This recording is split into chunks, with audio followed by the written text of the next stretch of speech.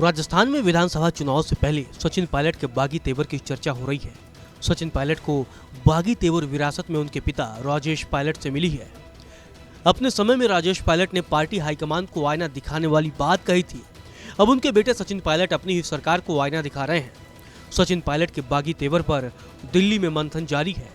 वहीं राजस्थान के सियासी गलियारों में चर्चा हो रही है कि राजेश पायलट के बागी तेवर की तरह अब उनके बेटे सचिन पायलट भी उन्हीं के बगावती नक्शे कदम पर हैं। मुख्यमंत्री अशोक गहलोत के साथ उनकी तल्खी किसी से छिपी नहीं है। चलिए आपको राजेश पायलट का वह किस्सा बताते हैं जब उन्होंने कांग्रेस के खिलाफ मोर्चा खोल दिया था। राजेश पायलट पूर्व प्रधानमंत्री राजीव गांधी के अच्छे दोस्त थे। सियासत में एंट्री के बाद से मरते दम तक वो कांग्रेस पार्टी में ही रहे, लेकिन 90 के दशक में उन्होंने कई मौकों पर गांधी परिवार को अपने तेवर दिखाए। इतना ही नहीं, राजेश पायलट ने सोनिया गांधी से भी बगावत कर दी थी।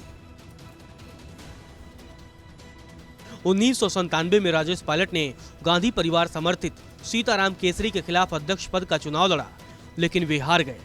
उस चुनाव में सीताराम केसरी ने शरद पवार और राजेश पायलट को हरा दिया।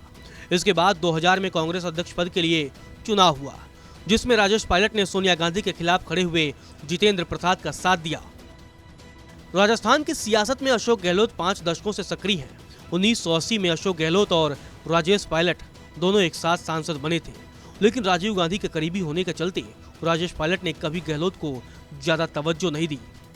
वक्त बदला तो राज्य में अशोक गहलोत का कद बढ़ गया।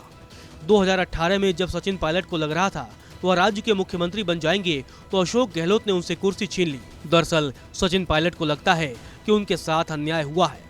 भाग्य पर यकीन रखने वाले सचिन पायलट ने 2013 में शपथ ली थी कि जब तक कांग्रेस सत्ता में नहीं आएगी तब तक वह साफा नहीं पहनेंगे। इसी जुनून की वजह से वह राजस्थान की गलियों से लेकर सड़कों तक संघर्ष करते रहे और पार्टी को सत्ता में लाने में अहम योगदान दिया। लेकिन जब अशोक गहलोत को उनकी जगह मुख्यमंत्री बना दिया गया तो वे बागी हो गए। कई मौकों पर वह अशोक गहलोत पर कटाक्ष भी कर चुके हैं। वहीं अशोक गहलोत ने खुले तौर पर सचिन पायलट को गद्दार और निकम्मा कह दिया है। इस साल राज्य में विधानसभा चुनाव होने वाले हैं। उससे पहले पार्टी के अंदर सचिन पायलट के बगावत की चर्चा है। देखना दिलचस्प होगा कि चुनाव तक पायलट की बगावत कम हो पाती है या नहीं।